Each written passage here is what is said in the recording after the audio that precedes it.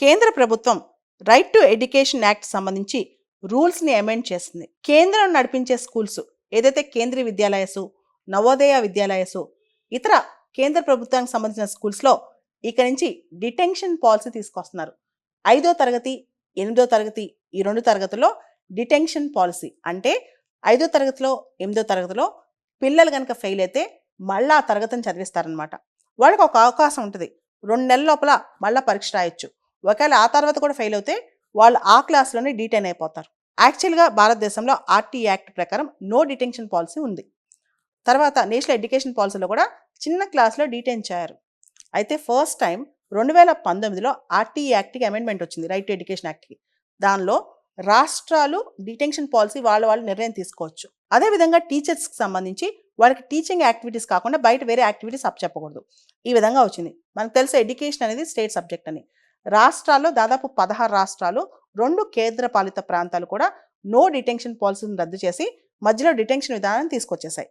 ఇప్పుడు కేంద్ర ప్రభుత్వం కూడా తనకు నడిపించే స్కూల్స్లో 5వ తరగతి 8వ తరగతిలో డిటెన్షన్ పాలసీ తీసుకొచ్చేస్తుంది అనమాట. అంటే పిల్లవాడు సరిగ్గా ఫలితాలు కనిపించకపోతే, పరీక్షలో ఫెయిల్ అవుతే డీటైన్ అయిపోతారు. ఇది అవసరమా? ఒకటే క్వశ్చన్. 5వ తరగతి చదివే పిల్లలకి క్వాలిటీ ఎడ్యుకేషన్ దొరకకపోతే అది ఎవరు తప్పు అవుతుంది? పేరెంట్స్ తప్ప, విద్యా వ్యవస్థ తప్ప, ప్రభుత్వాన్ని తప్ప అంటే ఖచ్చితంగా పిల్లవాడిదే కాదు. పిల్లవాడిదైతే మాత్రమే కాదు. అయితే 5వ తరగతిలో తన తోటి పిల్లవాడి నుంచి ఆ పిల్లవాడి చదువు ఆగిపోతే ఆ తర్వాత ఆ పిల్లవాడి సైకలాజికల్ ఎఫెక్ట్ ఎలా ఉంటుంది? అదేవిధంగా మనం గమనిస్తే 5th క్లాస్లో ఒక అబ్బాయిని ఫెయిల్ చేసేసారనుకోండి, పెద్దయ్యాక ఎంతమంది ఎక్స్పర్ట్స్ ఉన్నారు? ఉదాహరణకి రవీంద్రనాథ్ ఠాగూర్ ఉన్నారు. 5th క్లాస్ వరకు ఆయన చదివిన చాలా సబ్జెక్టులో ఫెయిల్ అంట. తర్వాత వాళ్ళ నాన్నగారు తన్ని పట్టుకొచ్చి స్కూల్కి పంపించకుండా స్పెషల్ టీచర్స్ని పెట్టి చదివిస్తే అతనికి నోబెల్ ప్రైజ్ వచ్చింది. మరి చిన్నప్పుడే మనం వాళ్ళని జడ్జ్ చేయొచ్చా? ఇది క్వశ్చన్. నేషనల్ ఎడ్యుకేషన్ పాలసీలో continuous assessment, foundational education, foundational literacy ఇవన్నీ చాలా ఇంపార్టెంట్ అనమాట. అయితే భారతదేశంలో పరిస్థితి ఏంటంటే అనేక స్కూల్స్లో పిల్లలకి నాణ్యమైన విద్య అందకపోవటం, లెర్నింగ్ పావర్టీ అనేది చాలా కనిపిస్తుంది అనమాట. అండ్ రెండో విషయం, నిజంగా చిన్నప్పుడు లెర్నింగ్ పావర్టీ ఉండి వీళ్ళు పై క్లాసులకు వెళ్ళినప్పుడు 8th క్లాస్లో 9th క్లాస్లో 10th క్లాస్లో వీళ్ళకి ఆ కాంపిటెన్సీ వస్తుందా?